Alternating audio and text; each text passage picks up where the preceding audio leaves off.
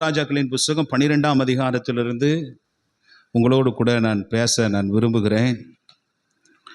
இல்லை, அதாவது அந்த பிரசங்கத்துக்கு ஒரு அந்த அந்த 12ஆம் அதிகாரத்திற்கு ஒரு தலைப்பை கொடுக்கலாம். Authority in the kingdom of God is for service என்று கொடுக்கலாம். அல்லேலூயா. திரும்ப சொல்ற, authority in the kingdom of God is for service. அப்படின்னா என்னென்னா, அதாவது தேவனுடைய ராஜ்யத்தில் தேவனுடைய அதிகாரம் என்பது அது ஒரு சேவை இல்லை. அந்த கர்த்தர் அந்த சிங்காசனத்தை நமக்கு கொடுத்து வைத்திருப்பார் என்றால், அந்த அதிகாரத்திலே நம்ம இருப்போம் என்றால், அதெல்லாம் நம்ம சொத்து சம்பாதிக்கவோ, நம்முடைய குடும்பத்தை காப்பாற்றுறதுக்கோ, பேர் புகழ் அடைவதற்கோ, அதிகாரத்தை துஷ்பிரயோகம் பண்ணுவதற்கோ இல்லை. நிறைய இன்னைக்கு இப்போ சிங்காசனத்தை பிடிக்கணும்னு நிறைய பேர் இருக்கிறாங்க. அவங்களாம் அவனுடைய மோட்டிவெல்லாம் என்ன? ஜனங்களுக்கு சேவை செய்வதா? இல்லை. அது ஒரு சிங்காசனத்தில் உட்கார்றது என்பது ஒரு பெருமையாக நினைக்கிறாங்க. அது ஒரு மேன்மை தான், இல்லைன்னு நான் சொல்லலை. அது ஒரு பெருமை தான், இல்லைன்னு சொல்லலை. ஆனால் அதனுடைய மோட்டிவெல்லாம் என்னென்னா, ஒருத்தன் ஆளுகை செய்வதற்கு அந்த ரூல் அவனுக்கு இருக்குது அப்படின்னா, அதனுடைய அர்த்தம், உண்மையான அர்த்தம் என்னன்னா, சேவை செய்வது. அதை என்ன செய்யக்கூடாது? மிஸ்யூஸ் பண்ணக்கூடாது அப்படிங்கிற காரியத்தை குறித்து இந்த நாளிலே 2 விதமான தலைவர்கள், ராஜாக்கள் இருந்தார்கள். ஒன்று ரெகோபயாம், இன்னொன்று யெரொபெயாம். இவங்க 2 பேரத்தை குறித்துமே நான் பேச போகிறேன். இன்றைக்கி ரெகோபயாமை குறித்து நான் பேச விரும்புகிறேன். அல்லேலூயா. 12ஆம் அதிகாரத்தில் அவரை குறித்து எழுதப்பட்டிருக்கிறது, யெரொபெயாமை குறித்து எழுதப்பட்டிருக்கிறது. அதை குறித்து நம்ம தியானிக்க போகிறோம். அதாவது சாலமோன் ராஜாவுக்கு பிறகு பார்த்தீங்கன்னா, ராஜ்யம் 2ஆக பிளவுபட்டது. ஒரு ராஜ்யம் வடக்கு ராஜ்யம் என்றும், யெரொபெயாமுடைய எகிப்திலிருந்து சாலமோன் ராஜாவுக்கு பயந்து எகிப்துக்கு போயிட்டு, எகிப்திலிருந்து சாலமோன் ராஜா மரித்த செய்தியை கேட்டு திரும்ப இஸ்ரவேல் தேசத்துக்கு வந்த யெரொபெயாமை குறித்து நான் அடுத்த வாரம் தியானிக்க போகிறேன். அவன் கையில் 10 கோத்திரத்தை கர்த்தர் கொடுத்தார். தாவீதுக்காக கர்த்தர் ஒரு கோத்திரத்தை விட்டு கொடுத்தார். யாருக்கு அப்படின்னா, ரெகோபெயாமுக்காக விட்டு கொடுத்தார். ரெகோபெயாம் தெற்கு ராஜ்யத்தை ஆண்டான் என்று யூதாவும் பெஞ்சமீனும் அவனுக்கு கோத்திரங்களாக இருந்தார்கள். மற்ற 10 கோத்திரமும் யெரொபெயாம் கையில் போயிற்று என்று நம்ம பார்க்கிறோம். வடக்கு ராஜ்யத்திற்கு பார்த்தீங்கன்னா தலைநகர் சமாரியாவாக இருந்தது. தெற்கு ராஜ்யத்துக்கு தலைநகர் பார்த்தீங்கன்னா எருசலேமாக இருந்தது. ஆமாம், கர்த்தருடைய ஆலயம் அவனுடைய ரெகோபெயாம் சாலமோனுடைய மகனுடைய கரத்திலே இருந்ததாக நம்ம பார்க்கிறோம். ஆமென், அல்லேலூயா. ரைட். இப்போ சாலமோனுக்கு 1000 மனைவிகள் இருந்தார்கள் இல்லை. 700 மனைவிகளும் 300 மறுமனையாட்டிகளும் இருந்தார்கள். இந்த 1000 மனைவிகளில் சாலமோனுக்கு பிறந்து ராஜ சிங்காசனத்திலே உட்கார்ந்திருந்த யெரொபெயாமுடைய தாயார் யார்? ஒரு வசனத்தை வாசிக்கலாம்.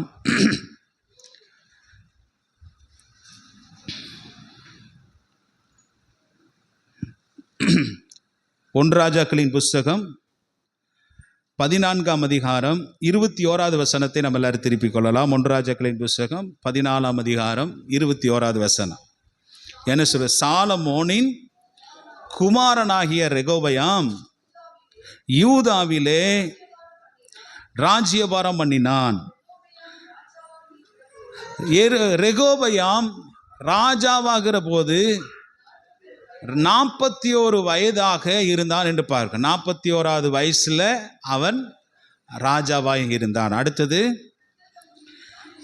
கர்த்தர் தம்முடைய நாமம் விளங்கும்படி இஸ்ரவேல் கோத்திரங்களை எல்லாம் தெரிந்து கொண்ட நகரமாகிய எருசலேமிலே வெறும் 17 வருஷம் ராஜ்யபாரம், வெறும் 17 வருஷம் ராஜ்யபாரம் பண்ணினார். சவுல் 40 வருஷம் பண்ணார். அவங்க அப்பா சாலமோன் தாவீது 40 வருஷம் பண்ணார், ராஜ்யபாரம் பண்ணினார். தாவீது 40 வருஷம் பண்ணார், சாலமோனும் 40 வருஷம் பண்ணார். ஆனால் இவர் எத்தனை வருஷம் தான் பண்ணார்? வெறும் 17 வருஷங்கள் தான் பண்ணினார். இல்லை, இந்த பக்கம் ராஜ்யம் ரெண்டாக உடஞ்சிருச்சு. வடதிசை ராஜ்யம் என்றும் தென் திசை ராஜ்யம் என்றும் பிரிக்கப்பட்டது. வடதிசை ராஜ்யத்தில் பார்த்தீங்கன்னா இதுக்கு பிறகு நடக்கிற, அதாவது முடிகிற பைபிள் பழைய ஏற்பாடு நாளாகம புஸ்தகம் முடிகிற வரைக்கும் இந்த பக்கம் வடதிசை ராஜ்யத்தில் 20 ராஜாக்கள் இருக்கிறார்கள். இந்த பக்கம் தென் திசை ராஜ்யத்தில் 20 ராஜாக்கள், மொத்தம் 40 ராஜாக்கள் இருக்கிறதாக வேதம் சொல்லுகிறது. அல்லேலூயா. இந்த 40 ராஜாக்களையும் நம்ம வந்து தியானிக்க போகிறோம். ஆமேன்னு சொல்லுங்க பார்க்கலாம். அல்லேலூயா.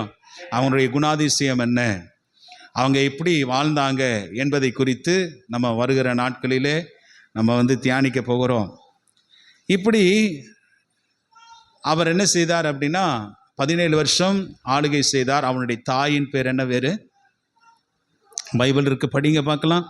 தெரிந்து கொண்ட நகரமாகிய எருசலேமிலே 17 வருஷம் ராஜ்யபாரம் பண்ணினான். அம்மோன் ஜாதியான அவனுடைய தாயின் பேர் நாமால் என்று நம்ம வந்து பார்க்கிறோம். அல்லேலூயா. நம்ம அதெல்லாம் அண்டர்லைன் பண்ணி வைங்க, இது ஒரு முக்கியமான வசனங்கள். இது நாமால், இது ஸ்காலர் சொல்கிறாங்க, ஒரு வேளை இந்த அம்மோன் புத்திரனுடைய அங்கே அந்த ராஜகுமார்த்தி ஆகிய இருந்த அந்த நாமாலை தாவீது தான் திருமணம் பண்ணி வைத்திருக்கணும் அப்படின்னு சொல்கிறாங்க. ஏன்னா அவங்களுக்குள்ள ஒரு அண்டர்ஸ்டாண்டிங். அவர் வனாந்திரந்து இருந்த காலங்களிலே ராஜா, அதாவது தாவீது ராஜாவுக்கு சில சப்போர்ட்ஸ் எல்லாம் அவங்க பண்ணினாங்க. அப்படிங்கிறதுக்காக ஒரு வேளை மேரேஜ் பண்ணி வைத்திருக்கலாம் என்று ஸ்காலர்ஸ் என்ன செய்கிறாங்க, சொல்லுகிறதை வந்து பார்க்குறோம். சரி, இங்கே பார்த்தீங்கன்னா சாலமோன் நல்ல ஞானமாக இருந்தார், ஞானத்தினாலே நிரப்பப்பட்டிருந்தார். அவரை தேடி அவர் இருந்த காலங்களிலே அநேக ஜனங்கள் ஞானத்தை கேட்பதற்காகவே அவங்க வீட்டுக்கெல்லாம் வந்தாங்க. அப்படின்னா பைபிளில் நிறைய நம்ம வந்து பார்த்தோம். இல்லை, சேபா போன வாரத்தில் கூட நம்ம பார்த்தல, சேபா ராஜஸ்திரி அவனுடைய ஞானத்தை கேட்பதற்கு 20 வருஷம் கழித்து மிகுந்த பரிவாரத்தோடு கூட நம்ம இறங்கி வந்தாங்க. அப்படின்னால போன வாரத்தில் நம்ம தியானிச்சோம். இல்லை, ஆனால் இந்த ரெகோபயாமுக்கு பார்த்தீங்கன்னா அப்பாவை போல ஒரு ஞானமே இல்லை, அறிவில்லை, புத்தி இல்லை, வேற எதுவுமே செஞ்சதாக பைபிளில் நமக்கு சொல்லப்படவில்லை. ஏன்னா அப்பாவுக்கு இருக்கிற ஒரு பாதி ஞானம்னான்னு பிள்ளைகளுக்கு வேண்டாமா? சொல்லுங்க பார்க்கலாம். நம்ம நாட்டில் ஒரு பழமொழி சொல்லுவாங்க, புலி 8 அடி பாஞ்சா குட்டி 16. ஆமாம், ஒரு மடங்கு அப்பா அதுக்கு தாயை விட தகப்பனை விட 8 அடி அதிகமாக தான் பாய் புலி. ஆனால் இவன் பார்த்தீங்கன்னா ஒன்றுமே இல்லை, சுத்த வேஸ்ட்டு, டோட்டலாகவே எந்த ஒரு விஷயத்தையும் செய்யலை. 17 வருஷம் வரைக்கும் இருந்துட்டு அப்படியே மரித்து விட்டு போய்விட்டார்.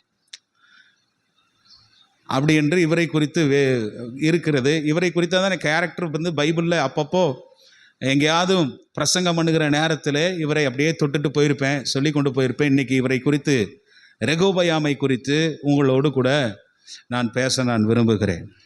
வாசிக்கலாமா? என்னோடு கூட 12ஆம் அதிகாரத்துக்கு வாங்க. எல்லாரும் கொஞ்சம் கவனமாய் நீங்கள் கேட்கும்படி உங்களை அன்பாய் கேட்கிறேன்.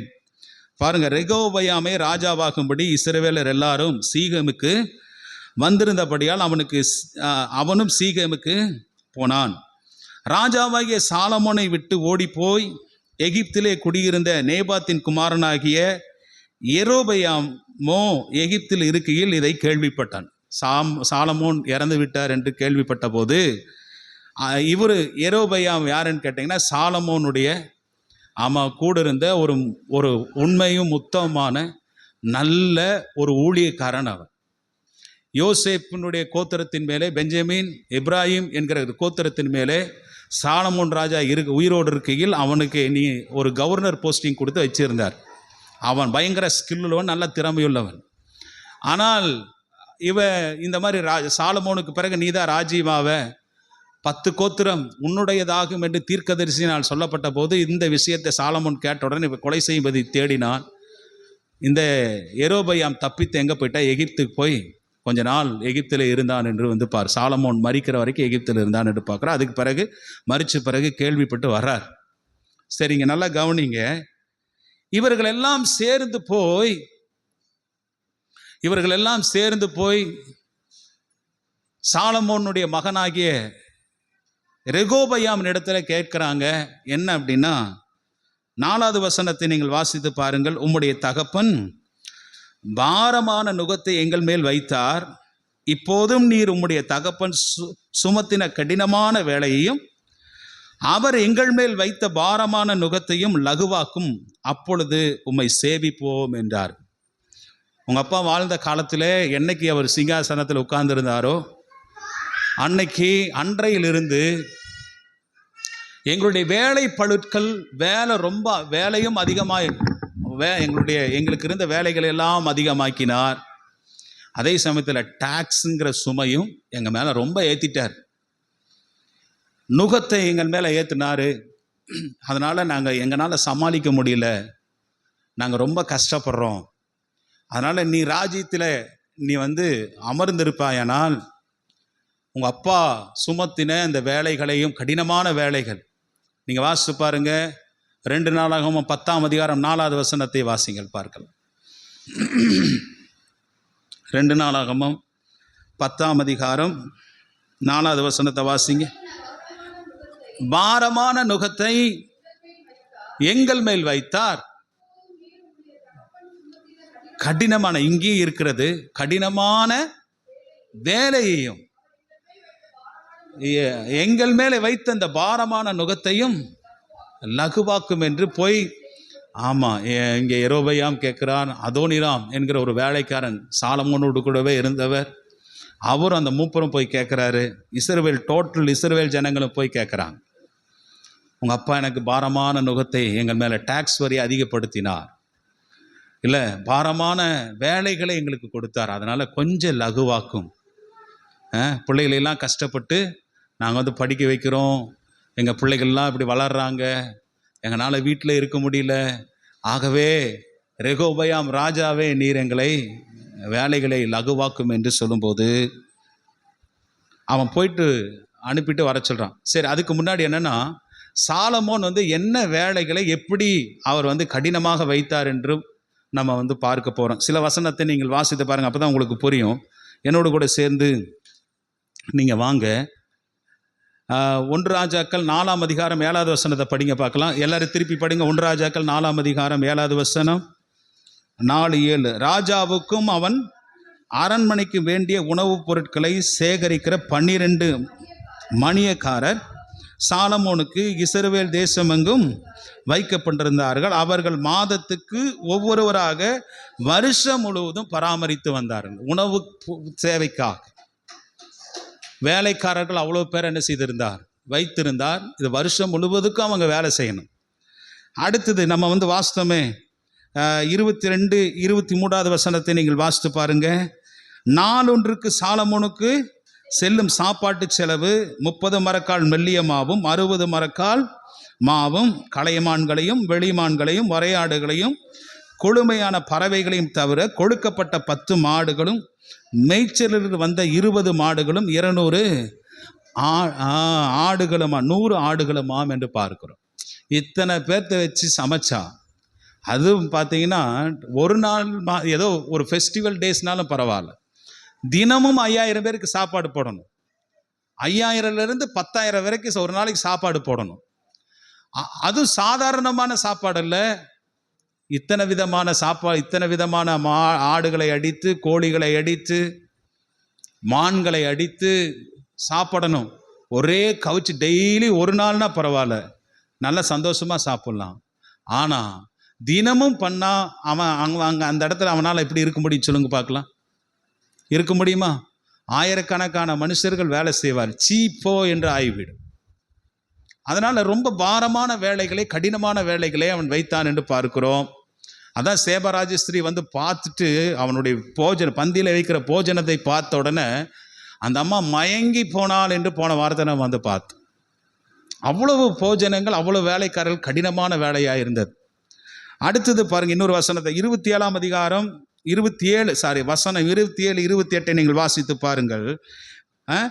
மேற்சொல்லிய மணியக்காரரில் ஒவ்வொருவரும் தன் தன் மாதத்திலே சாலமோனுக்கு ராஜாவுக்கும் ராஜாவின் பந்திக்கு வரும் யாவருக்கும் வேண்டியவைகளை குறைவுமன்றி ஒரு குறைவும் என்று என்ன செய்தான். அது மாத்திரமல்ல, குதிரைகளுக்கும் ஒட்டகங்களுக்கும் வேண்டிய வார்கோதுமையும் வைக்கோலையும் அவரவர் தங்களுக்கு இடப்பட்ட கட்டளையின்படி அவைகளில் இருக்கும் ஸ்தலத்திற்கு கொண்டு வருவார்கள் என்று வந்து பார்க்கிறோம். அவ்வளவு ஒட்டகங்களை பார்க்கணும், குதிரைகளை பார்க்கணும், அதுக்கு உணவு கொடுக்கணும். இப்படி பல காரியங்கள் என்ன செய்தது, அதெல்லாம் பராமரித்து கொண்டிருந்தார்கள். இதெல்லாம் தினம் தினம் பார்க்கணும். அதெல்லாம் கடுமையாக அவங்களுக்கு இருந்தது என்று பார்க்கிறோம். இது மாத்திரமல்லங்க, இன்னும் வசனங்களை நீங்கள் வாசித்து பாருங்கள். 1 ராஜாக்கள் 5ஆம் அதிகாரத்துக்கு வாங்க என்னோடு கூட. 5ஆம் அதிகாரம் 13-14 வசனத்தை வாசிங்க பார்க்கலாம். ராஜாவாகிய சாலமோன் இஸ்ரவேலர் எல்லாரிலும் ஊழியத்துக்கு 30,000 அமஞ்சி ஆட்களை பிடித்தான் என்று பார்க்கிறோம். 30,000 அமஞ்சி ஆட்கள். அமஞ்சி ஆட்கள்னா என்ன தெரியுமா? ஒப்பந்தத்தினுடைய அடிப்படையில் போறது. அதாவது இங்கிலீஷ் பைபிளில் லெவி என்று எழுதப்பட்டிருக்கிறது. லெவி, கிங் ஜேம்ஸ் செஷனில் லெவி அப்படின்னா என்னன்னா, இது பொதுவாக டாக்ஸ், வரி அல்லது அபதாரம் போன்ற கட்டாய கட்டணத்தை இது என்ன செய்யுது, குறிக்கிறது. இவன் வேலைக்கு போகல, இவன் அந்த குறிப்பிட்ட நாள் வரைக்கும், இப்போ வெளிநாடெல்லாம் போய் தங்கி இருந்து வேலை செய்கிறாங்க பார்த்தீங்களா, அந்த மாதிரி அவன் அப்படி வெளிநாடு போகலை அல்லது அந்த வேலைக்கு என்று போகவில்லை என்றால், அல்லது அங்கே வேலையிலிருந்து பாதி வந்துட்டானா வீட்டையெல்லாம் ஜப்தி பண்ணிடுவாங்க. அது அந்த மாதிரி ஒரு வார்த்தைக்கு பேர் தான் லெவி என்று கமாண்டரியில் எழுதியிருக்கிறது.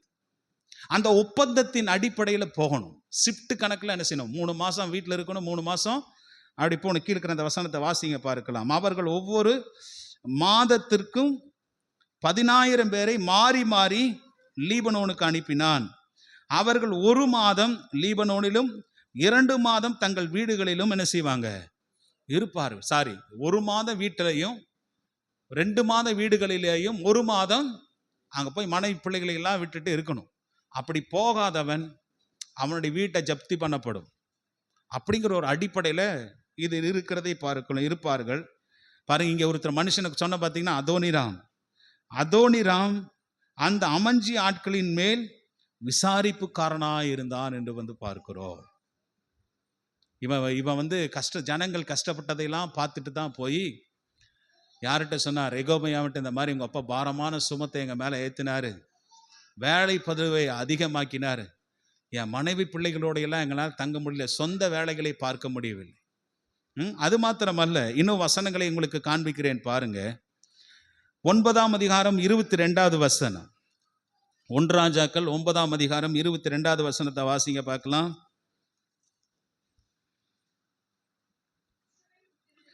இஸ்ரவேல் புத்திரரில் ஒவ்வொருவரையும் சாலமோன் அடிமைப்படுத்தவில்லை. அவர்கள் யுத்த மனுஷரும் அவனுக்கு பணிவிடைக்காரரும் பிரபுக்களும் சேவைக்காரரும் ரத வீரரும் குதிரை வீரருமாய் அவர்கள் இருந்தார்கள் என்று பார்க்கிறோம்.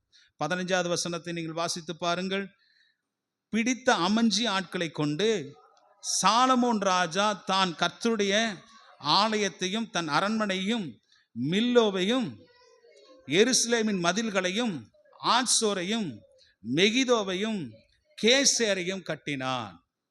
சாலமோன் ராஜா 40 வருஷம் இந்த இஸ்ரவேலிலே ஆண்டு கொண்டிருக்கும் போது பார்த்தீங்கன்னா, எப்போ பார்த்தாலும் இஸ்ரவேல் தேசத்தில் வேலைகள் நடந்து கொண்டே இருந்துச்சு. கட்டட வேலை செய்யணும், ஆலயத்தினுடைய அந்த அலங்கத்தை, எருசலேமுடைய அலங்கத்தை கட்டினார்கள், ஆலயத்தை கட்டினார்கள். இதை விட என்னன்னா, அதாவது சாலமோன் ஆலயத்தை கட்டுவதற்கு கொடுத்த நேரங்களை விட தன்னுடைய சொந்த வீட்டை கட்டுவதற்கு கொடுத்த நேரம் எப்படிப்பட்டதாக இருந்தது, அதிகமாக இருந்தது. இன்னொன்று விஷயம் சொல்லணும்னா, தேவனுடைய ஆலயத்தை விட தன்னுடைய சொந்த வீட்டை அதிக செலவிலே கட்டினார். பைபிள் இருக்கா? ஆலயத்தை எத்தனை வருஷம் கட்டினாரு? வெறும் 7 வருஷம் கட்டினார், குறைவின்றி கட்டினார் என்று பைபிள் இருக்கு. ஆனால் அவன் வீட்டை எத்தனை வருஷம் கட்டினார் தெரியுமா? 13 வருடம் கட்டினான். எத்தனை வருஷம் வித்தியாசம்?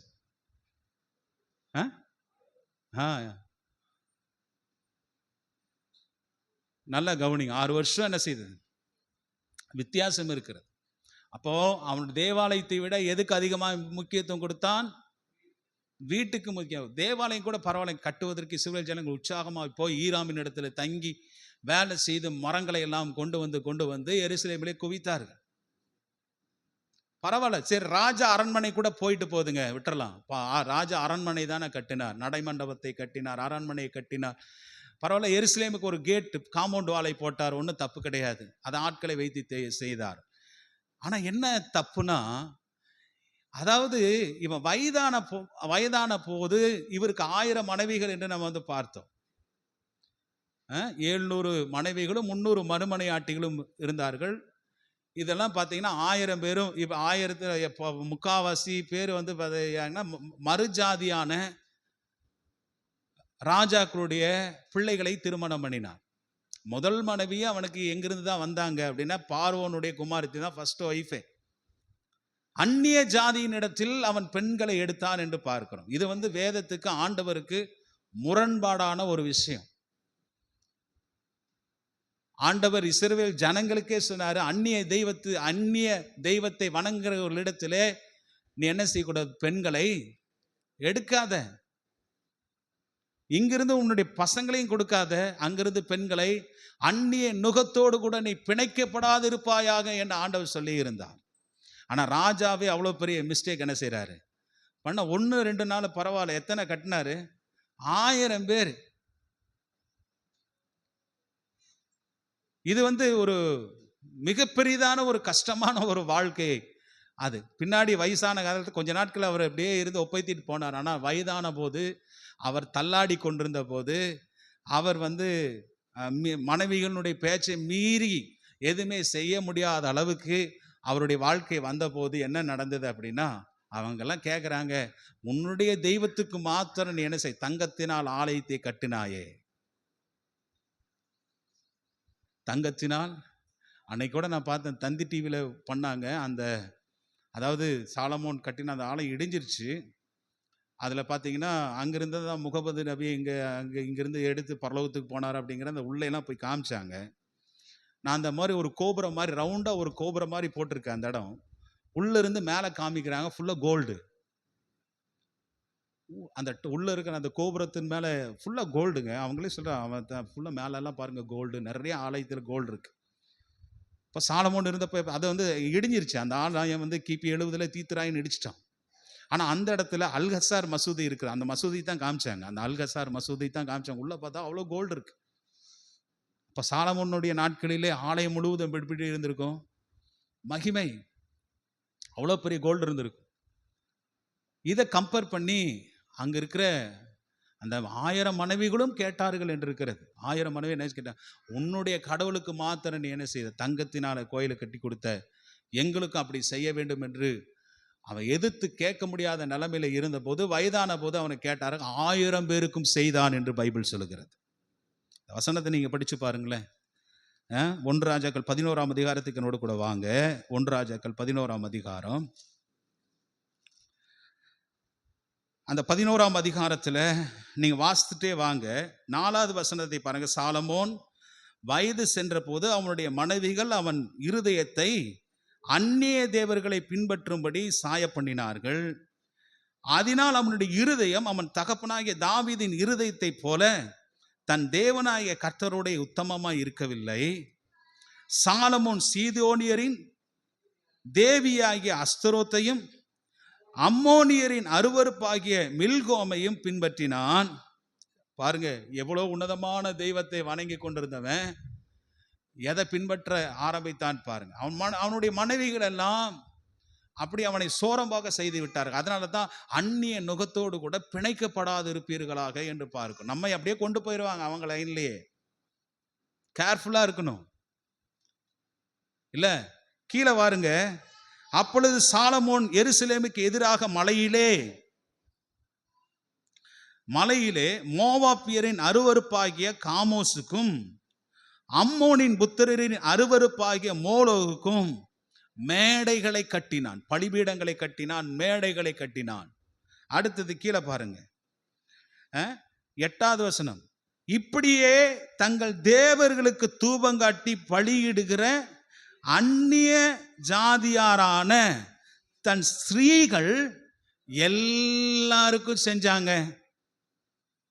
எல்லா ஸ்திரீகள் எல்லாருக்கும், அவன் மனமுடிந்த எல்லா பெண்களுக்கும் அப்படியே செய்தான் என்று பார்க்க. அவன் கேட்ட இடங்கள் எல்லாம் 1000 பேர் இருந்தானா 1000 கோயில் என்ன செய்திருப்பான், கட்டியிருப்பான். எல்லாம் தங்கத்தில் கட்டியிருப்பான். ஆனால் என்னன்னா, இந்த வேலைக்கு கூட யாரை பயன்படுத்தினான்? இஸ்ரவேல் மக்களை அவன் பயன்படுத்தினான். தேவாலயம் விடுங்க, அவனுடைய அரண்மனை விடுங்க, ஆனால் எந்த வேலைக்கும் பயன்படுத்தினான்? இந்த வேலைக்கும் அவன் பயன்படுத்தினான். இந்த விக்கிரகங்களுக்காக மலையில் கொண்டு போய் தங்கத்தினால எல்லாம் கட்டு, எல்லாம் செய், 1000 பேருக்கு செய்தான்னா தேசம் எப்படி உருப்படும் பாருங்க. ரொம்ப வேதனையா இருக்குல்ல, ரொம்ப கஷ்டமா இருக்கு. அதனாலதான் இஸ்ரவேல் ஜனங்கள் எல்லாம் போய் அவன் இருந்த நாட்கள் வரைக்கும், சாகிற வரைக்கும் பாரமான வேலை வேலை வேலை வேலை வேலை, டாக்ஸ், நுகங்கள் அவன் மேல இருந்தது. கடினமான வேலைகள் இஸ்ரவேல் ஜனங்கள் செய்து சலிச்சு போய், ஒருவேளை இவன் எப்படா சாவான் அப்படின்னு இருந்திருப்பார்களோ என்னவோ தெரியவில்லை. அவனுடைய மகன் ராஜ்யபாரத்தில் உட்காரும் போது அந்த மூப்பர்கள் எல்லாம் போய் கேட்கிறாங்க. யெரொபெயாமும் போய் கேட்கிறான். அல்லேலூயா. அதோனிராம் போய் கேட்கிறான். மூப்பர்கள் போய் கேட்கிறார்கள். இஸ்ரவேல் ஜனங்கள் மொத்தமா போய், உங்க அப்பா இருக்கும்போது வேலைகளை எல்லாம் கடினமாக்கினாரு, டாக்ஸை அதிகமாகப்படுத்தினார், நீ உட்கார்ந்த போது இதெல்லாம் கொஞ்சம் லகுவாக்குப்பா யெரொபெயாமே என்று கேட்டான். இவன் ஒரு வார்த்தை சொல்லி அனுப்புறேன், நீங்க போயிட்டு 3 நாள் கழிச்சு என்ன செய்யுங்க, திரும்பி வாங்க, உங்களுக்கு நான் பதில் சொல்றேன். இவன் 3 நாள், அதாவது அவங்க போயிட்டாங்க. அவங்க வர்றதுக்குள்ள ஃபர்ஸ்ட் சாலமோனோடு கூட, அதாவது இருந்த சின்ன அவங்க அரண்மனையில் இருந்து அவரை பார்த்து அவருடைய ஞானத்தை கேட்ட அதோனிராம் போன்ற பெரிய பெரிய மூப்பர்கள் வயதானவர்களிடத்துல போயிட்டு ஃபர்ஸ்ட் ஆலோசனை கேட்குறான். அவன் ஆலோசனை கேட்ட போது என்ன சொன்னாங்க? அவங்க நல்லது சொன்னாங்க. அந்த வசனத்தை நீங்கள் வாசித்து பாருங்க. 12ஆம் அதிகாரத்தில் 6வது வசனத்தில், அப்பொழுது ராஜா ரெகொபெயாம் தன் தகப்பனாகிய சாலமோன் உயிரோடு இருக்கையில் அவன் சமூகத்தில் நின்ற முதியோருடைய ஆலோசனை பண்ணி, இந்த ஜனங்களுக்கு மறு உத்தரவு கொடுக்க நீங்கள் என்ன யோசனை சொல்லுகிறீர்கள் என்று கேட்டான். அதற்கு அவர்கள், நீர் இன்று இந்த ஜனங்களுக்கு சேவகனாகி, அதான் சொன்னேன், இந்த ஜனங்களுக்கு நீ சேவை செய்யணும், சேவகனாகி அவர்களுக்கு இணங்கி, அந்த ஜனங்கள் என்ன உனக்கு சொல்றாங்களோ அவங்க வார்த்தையின்படி நீ அவர்களுக்கு இணங்கி அவர்கள் சொற்படி செய்து மறுமொழியாக நல்வார்த்தைகளை சொல்வீரானால் என்னாலும் அவர்கள் உமக்கு ஊழியக்காரரா இருப்பாங்கயா அப்படின்னு சொல்றார். அல்லேலூயா. என்ன சொல்றாரு?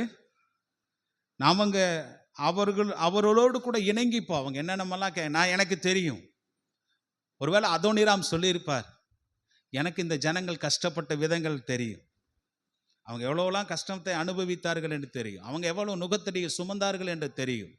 ஆகவே அந்த ஜனங்களோடு கூட நீ இணங்கி போய் அவருடைய வார்த்தைக்கு செவி கொடுத்து அவங்க கேட்டதுகளுக்கெல்லாம் நீ என்ன செய், பதில் சொல்லு, நல் வார்த்தைகளை சொல்வீரானால் என்னாலும் அவர்கள் உனக்கு ஊழியக்காரராக இருப்பார்கள் என்று சொல்லி அனுப்புகிறான். ஆனால் இந்த ரெகொபெயாம் என்ன செய்யல, அவர்களுடைய முதியோர்களுடைய வார்த்தைகளை தள்ளிவிட்டான் என்று பார்க்கும். முதியோர்களுடைய வார்த்தைகளை அவன் தள்ளிவிட்டான்.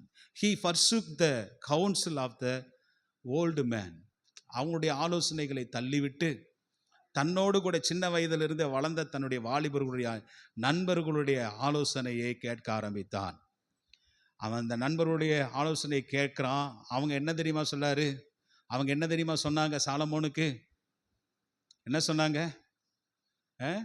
என்னுடைய சுண்டு விரல் எங்க அப்பாவுடைய இடுப்பை பார்க்கிலும் பருமனாய் இருக்கும் என்றார். ரொம்ப திக்கா இருக்கும். எங்க அப்பா உங்களை சாட்டையினாலே தண்டித்தார், நான் உங்களை எப்படி தண்டிப்பேன்? தேள்களினாலே நான் தண்டிப்பேன்.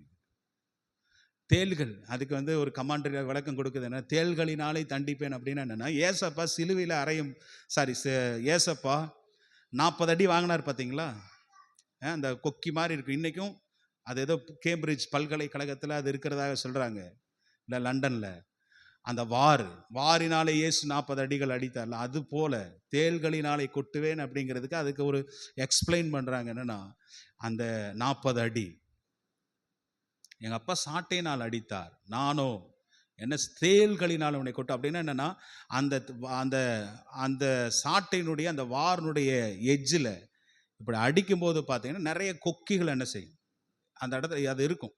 ஒரு அடி அடித்தாவே சதை என்ன செய்யும், பிச்சுக்கிட்டு வரும். அந்த மாதிரி ஒரு அடி அடித்து அது போய் உள்ள நல்ல பஞ்சாயி மாட்டின பிறகு பிடிச்சி என்ன செய்வான், இழுத்துருவான். இழுக்கும்போது சதை பிச்சுட்டு மேலே வரும். அதே போல தான் ஏசப்பாவே என்ன செய்தாங்க, அடித்தாங்க. ஒவ்வொரு அடி அடிக்கும்போது பிச்சுக்கிட்டு மேலே வந்தது என்று நம்ம வந்து பார்க்கிறோம். அந்த மாதிரி என்னை, அதாவது எங்கள் அப்பா சாட்டையினால் தண்டித்தார், நானும் உங்களை தேள்களினாலே நான் தண்டிப்பேன். தேளினுடைய கொடுக்கு இருக்குது பார்த்தீங்கன்னா, அது மாதிரி அது வந்து ஒரு 1000 கம்பி மாதிரி வச்சு அது எவ்வளோ வேதனை அளிக்கும். இதை சொன்னபோது இஸ்ரவேலர்கள் எல்லாம் ஜனங்கள் அவங்க கோவிச்சுட்டு அவங்க வீட்டுக்கு என்ன செய்துட்டாங்க, போய் சேர்ந்தார்கள் என்று பார்க்கிறோம். நம்ம இதிலிருந்து நம்ம என்ன அறிகிற, வாலிபர்கள் ஏற்கனவே அதான் சொன்னேன், மெசேஜில் ஆங்காங்கே சில சம்பவங்கள் வரும்போது இதை நான் வந்து டச் பண்ணிட்டு நான் போயிருப்பேன். ஆனால் இன்னைக்கு நான் இந்த இடத்துல என்ன சொல்கிறேன்னா, யெரொபெயாமை போல வாலிப பிள்ளைகள் என்ன செய்யக்கூடாது, இருக்கக்கூடாது. முதியோர்களுடைய ஆலோசனைகளை என்னைக்கும் கேட்கணும். நம்ம உனக்கு எவ்வளோதான் நெருங்கின நண்பராக இருக்கலாம், இல்லை உனக்கு யாராக இருக்கலாம், எல்லாமே பண்ணலாம், உனக்கு உயிரே கொடுக்குற நண்பனாக இருக்கலாம்.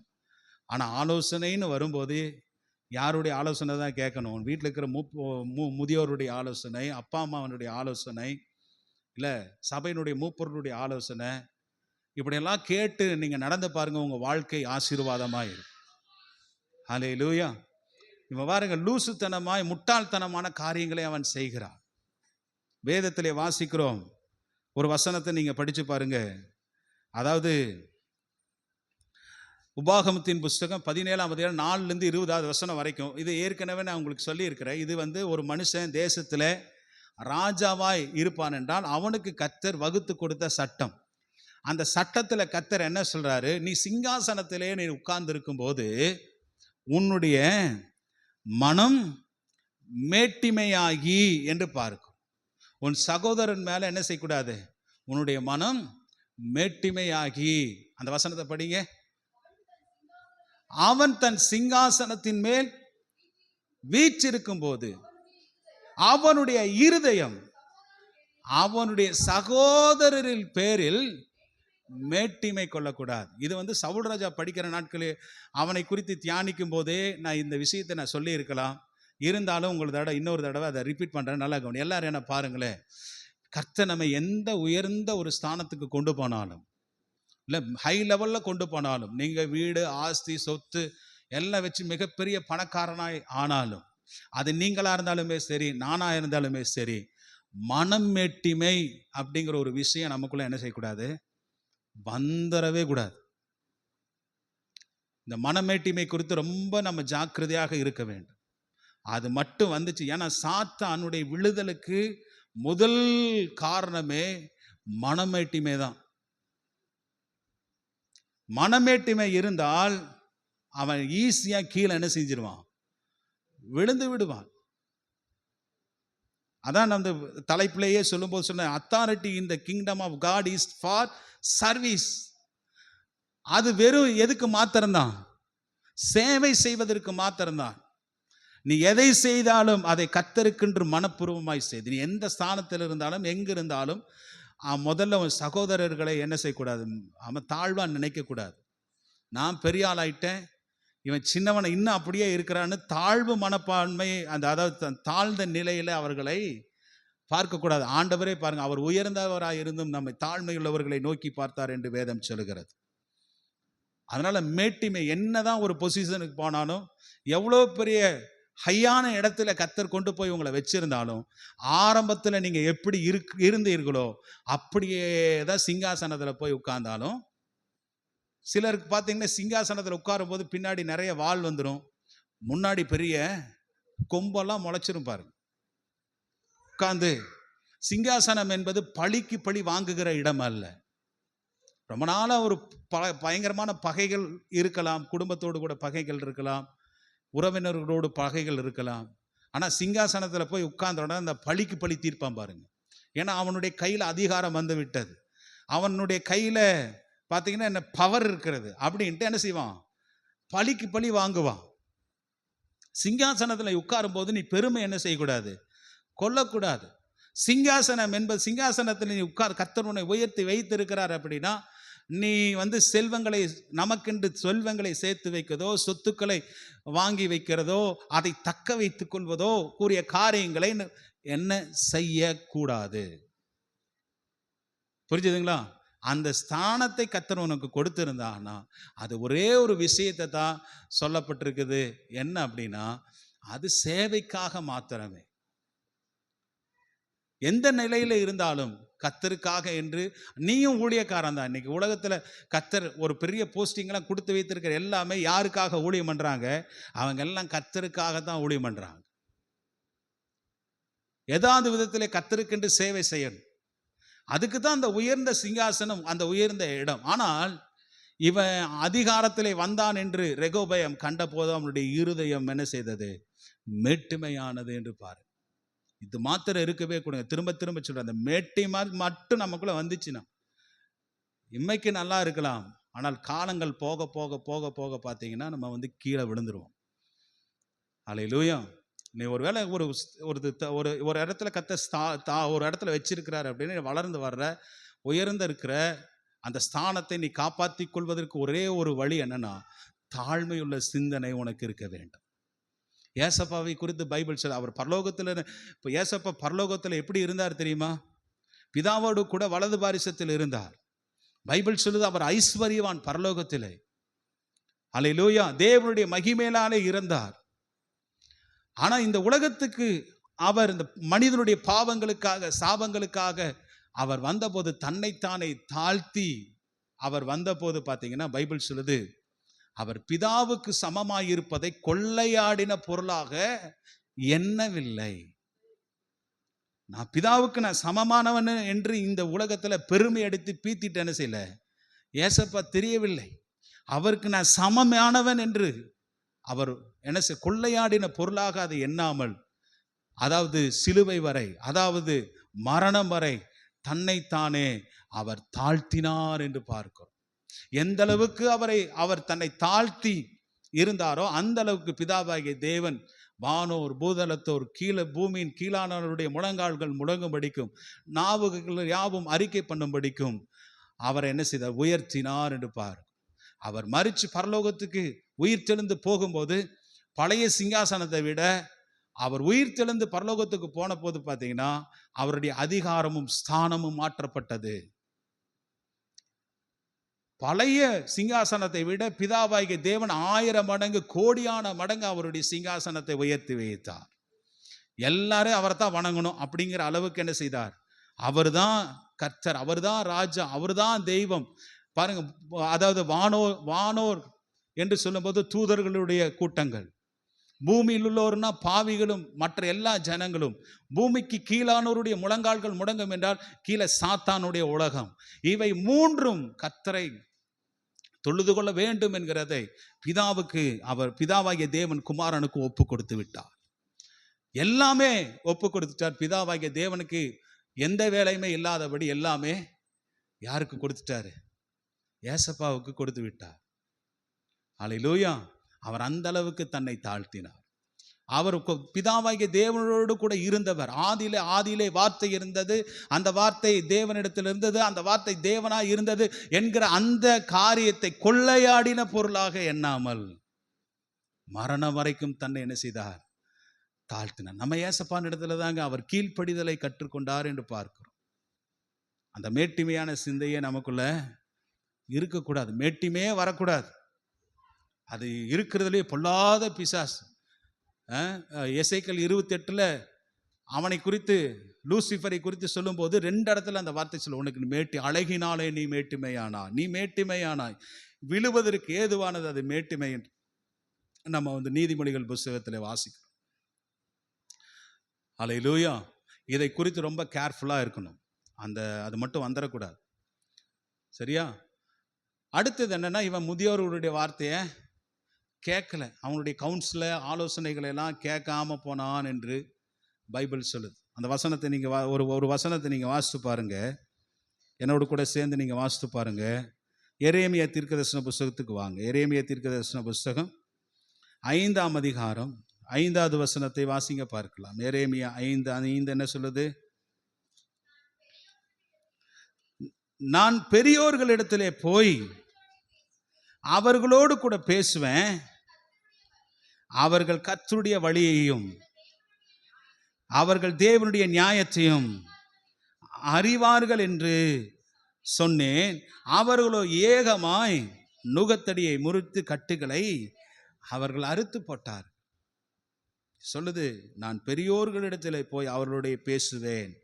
நீங்கள் பெரியவர்களிடத்தில் நல்ல தொடர்பு வச்சிருக்கிறது ரொம்ப நல்லது. நல்ல நீதிமான்களிடத்தில் பெரியோர்கள் அதாவது பாஸ்டரோட எப்பவுமே ஒரு ரிலேஷன்ஷிப்பில் இருங்க. சரியா? ஃபோன் பண்ணுங்க, ஏதாவது டவுட்னா என்ன செய்யணும்? கேட்கணும். நல்ல போதகர்கள், நல்ல ஆவிக்குரிய நண்பர்கள், ஆவிக்குரிய உங்களை விட மூத்த சகோதரர்கள், அவங்களோட கூட என்ன செய்யணும்? லிங்க்ல இருக்கணும். அவங்க உங்களுக்கு நிறைய ஆலோசனைகளை கொடுப்பார். அல்லேலூயா. நீங்க வாசித்து பாருங்க. அவங்க என்ன சொல்றாங்க? நான் பெரியோர்களிடத்தில் போய் அவர்களோட பேசுவேன், அவர்கள் கர்த்தருடைய வழிகளையும் தங்கள் தேவனுடைய நியாயத்தையும் அறிவார்கள் என்றார். அவங்க கர்த்தருடைய வழி என்னதென்று அவங்களுக்கு தெரியும், தேவனுடைய நியாயம் என்னதென்று அவர்களுக்கு தெரியும். இந்த 2 வார்த்தைகளையும் நீங்க ஆபிரகாமுக்கு பார்த்தீங்கன்னா, அவன் சோதோம் குமாரோ பட்டணத்தை அழிக்க அந்த தூதர்கள் போறாங்க. ஆபிரகாமை விட்டு போகும்போது ஆபிரகாமினிடத்துல தனக்கு வந்ததனுடைய நோக்கத்தை மறைக்காதபடி, அதாவது அவனிடத்துக்கு என்ன செய்யும், அவன் ரகசியத்தை மறைக்காமல் பின்னாடி வரும் தன்னுடைய சந்ததிகளுக்கும் போதிப்பார் என்று சொல்லி, நியாயங்களையும் கர்த்தருடைய வழிகளையும் அவனுக்கு உபதேசிப்பார் என்று சொல்லி ஆபிரகாமுக்கு அந்த சீக்கிரட்டை மறைக்காமல் சொல்லிட்டு போனாங்க. அந்த வார்த்தையிலிருந்து ஒரு வேளை எடுத்து போட்டதாக இது இருக்கலாம். நல்லா கவனிங்க. அவன் கர்த்தருடைய நியாயத்தையும் பின்வரும் சந்ததிக்கு தன்னுடைய தேவனுடைய வழிகளையும் காண்பிப்பான் என்று ஆபிரகாமுக்கு சொல்லப்பட்டிருக்கு. அதே மாதிரி தான் இந்த இடத்துல இந்த வசனம் இருக்கிறது பாருங்கள். அவர்கள் கர்த்தருடைய வழியையும் தங்கள் தேவனுடைய நியாயத்தையும் அறிவார்கள் என்று சொன்னேன். அவர்களோ ஏகமாய் நுகத்தடியை முறித்து கட்டுகளை அறுத்து போட்டார். முதியோருடைய ஆலோசனை சில சமயத்தில் என்னடா சும்மா அந்த கிழமை பேசிகிட்டே இருக்கிறான், வேற பாஸ்டுக்கெல்லாம் வேற வேலைகளை எப்போ பார்த்தாலும் அந்த பைபிளையே பேசிட்டு இருக்கிறாரு. நீதிமான் உங்களுக்கு தயவாய் குட்டினால் அது உங்களுக்கு நல்லது, எண்ணெய் போல் இருக்கும் என்று பைபிள் இருக்கிறது. அல்லேலூயா. எங்கள் வாயை திறந்தாவே என்னதான் வரும்? கர்த்தருடைய வார்த்தை தான் வரும். எங்ககிட்ட பேசினாவே போர் அடிக்குதுன்னு தான் சொல்லுவீங்க. அதெல்லாம் உங்கள் வாழ்க்கையில் எப்படிப்பட்டதாக இருக்கு? நல்லதுக்காக இருக்கும், எதிர்காலத்தில் பிரயோஜனம் உள்ளதாக இருக்கும். அல்லேலூயா. பைபிளில் சங்கீதங்களின் புஸ்தகம் 1வது சங்கீதத்தில் நீங்கள் சொல்லுங்க பார்க்கலாம். எல்லா சங்கீதம் 1வது சங்கீதத்தை சொல்லுங்க பார்க்கலாம். பாருங்க, யாருமே வாயை திறக்க மாட்டீங்க. சங்கீதம் 1வது சங்கீதத்தை சொல்லுங்க சத்தமா, காதை கேட்கல. ஆலோசனை நடவாமல், பாவிகளுடைய வழியில நிற்காம, பரியாசக்கார உட்காரும் இடத்தில் உட்காராம, வேதத்தில் பிரியமாய் இரவும் பகலும் தியானமாய் இருக்கிற மனுஷன் பாக்கியவான். அவன் நீர்க்கால்களில் ஓரமாய் நடப்பட்டு தன் காலத்தில் தன் கனியை தந்து இலையுதிராத மரத்தை போல் இருப்பான். அவன் செய்வதெல்லாம் வாய்க்கும். பாவிகளோ நீதிமானுடைய சபையில நிலை நிற்பதில்லை என்று நம்ம பார்க்கிறோம். அந்த சங்கீதத்தை நீங்க படிச்சு பார்த்தீங்கன்னா 2 விதமான வழிகளை குறித்து நமக்கு போதிக்கிறது. ஒன்று பாவியினுடைய வழி, இன்னொன்று நீதிமான்களுடைய வழி. ஆமேன் சொல்லுங்க பார்க்கலாம். அல்லேலூயா. ஆண்டவர் பாவியினுடைய வழியே கர்த்தர் நமக்கு காண்பிக்கிறார், நீதிமான்களுடைய வழியையும் கர்த்தர் காண்பிக்கிறார். ஆண்டவர் மரணத்துக்கு போகிறதான பாதையும் நமக்கு காண்பிக்கிறார். நீ பரலோகத்துக்கு போகிறதான பாதைகளையும் கர்த்தர் நமக்கு காண்பிக்கிறார். அல்லேலூயா. நம்ம எரேமியா புஸ்தகத்துல வாசிக்கிறோம் என்னன்னா, அதாவது நீ பூர்வ பாதை எவை என்று கேட்டு விசாரித்து நல்ல பாதை எதுவோ அதிலே நீ நடவு, உன்னுடைய ஆத்துமாக்கு இளைப்பாறுதல் கிடைக்கும். பூர்வ பாதையிலே நீ நடக்க வேண்டும் என்று பைபிள் சொல்லுகிறது. நல்ல பாதையில நீ போ. மனிதனுக்கு செம்மையாய் தோன்றுகிற ஒரு வழி இருக்கிறது. உனக்கா நீ தேடிக்கிட்டு ஒரு வழியில போனேன்னா, நீயா ஒரு வழியில நீ எனக்கா என்னுடைய வழி தனி வழிதான் சொல்லி சினிமாக்காரன் சொல்றது மாதிரி சொல்லிட்டு போனேன்னு வச்சுக்கவே, அந்த வழிகள் எல்லாம் நமக்கு மரண வழிகள் தான் இருக்கும் என்று பார்க்கிறோம். ஜீவனுக்கு போகிறதான வாசல் இருக்கிறது.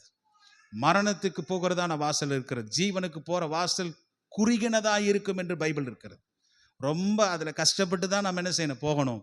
ஆனால் அதாவது பொல்லாப்புக்கு போகிற வாசல், உலகத்துக்கு போகிற வாசல், அது எப்படி இருக்கும், அகன்றிருக்கும் என்று பைபிள் இருக்கிறது, விசாலமாக இருக்கும் என்று பார்க்கும். இந்த உலகம் நமக்கு விசாலத்தை தான் காண்பிக்கும். ஆனால் கர்த்தருடைய வழிகள் நமக்கு எப்படி தான், குறுகிய வழிகள் தான் நமக்கு காண்பிக்கும்.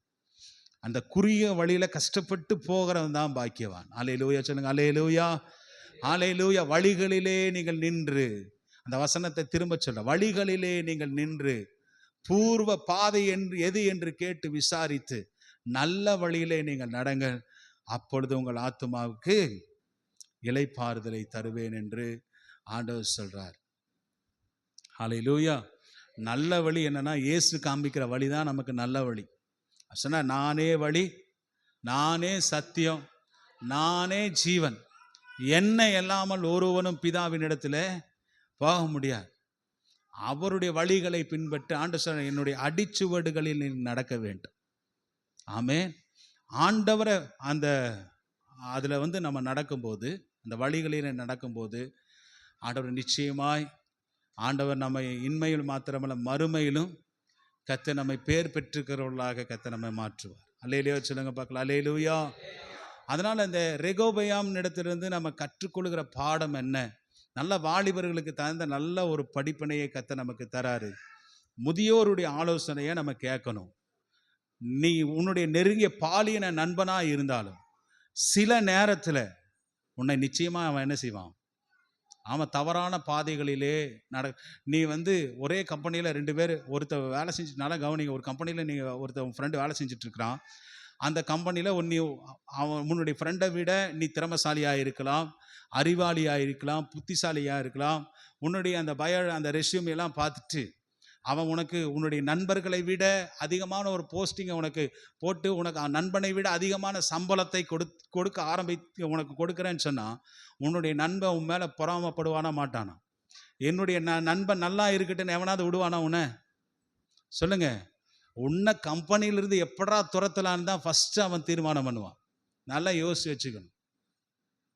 உன்னை இந்த கம்பெனிலேருந்து இப்போ, ஏன்னா எனக்கு போட்டியாக வந்துட்டான், என்னை விட அதிகமான சம்பளம் வாங்கினான் பாருங்க, ஒரு வேலை இல்லாமல் கடந்தான், நான் கூப்பிட்டு வேலை கொடுக்குற இடத்துல அவனுக்கு ப்ரொமோஷன் மேலே ப்ரொமோஷன், சம்பளத்து மேலே சம்பளம், நிச்சயமாய் பொறாமப்படுவான். ரொம்ப கேர்ஃபுல்லாக இருக்கணும். நெருங்கிய நண்பனாக இருந்தாலுமே நம்ம ஒரு நாள் காலை வரிட்டேன்னு செய்வான், போவான். ஆலோசனை சிலரெல்லாம் பார்த்தீங்கன்னா இப்படி தான் முட்டாள்தனமான ஆலோசனைகள் தான் கொடுப்பாரு.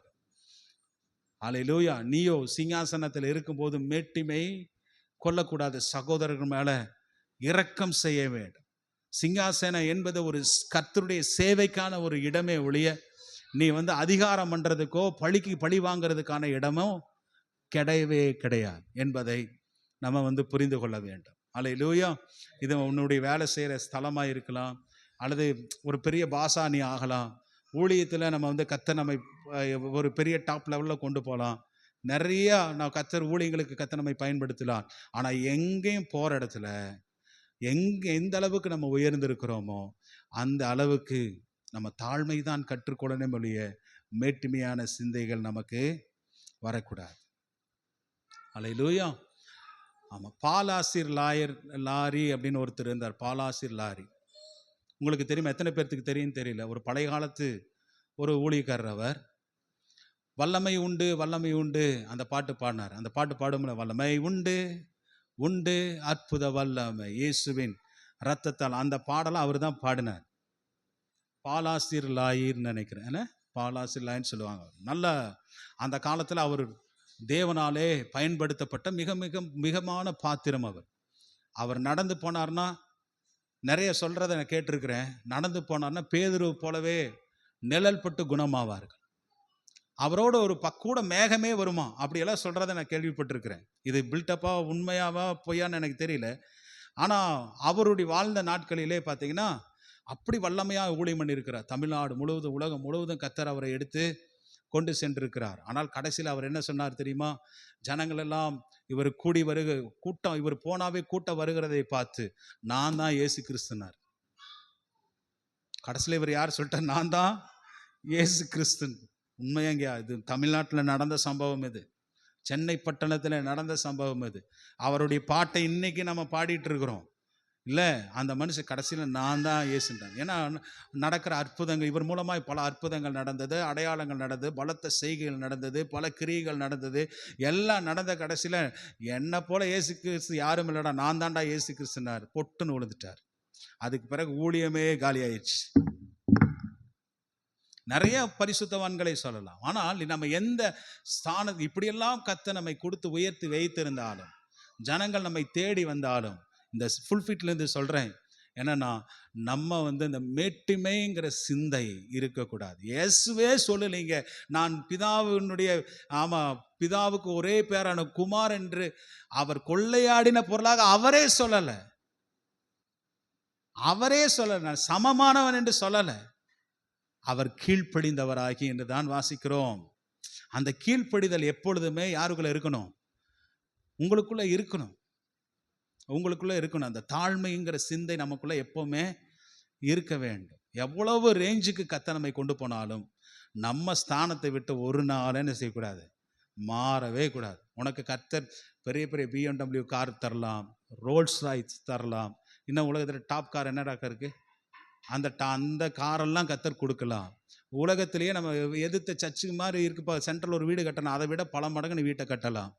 அம்பானி போல வீட்டை கட்டலாம். மொட்டை மாடியில் நீ ஹெலிகாப்டரை வைத்திருக்கலாம், ஏறி அப்படியே போகலாம். அந்த எந்த லெவலுக்கு கர்த்தருடைய உயர்த்தி வைத்தாலும் அந்த மேட்டிமைங்கிறது மாத்திரம் யாருக்குள்ள வந்துடக்கூடாது. நமக்குள்ள அது மட்டும் நமக்கு இல்லைன்னா கர்த்தர் நம்மை உயர்த்திட்டே என்ன செய்வார்? போயிட்டே இருப்பார். அல்லேலூயா. கர்த்தர் நம்மை ஆசீர்வதிப்பாராக.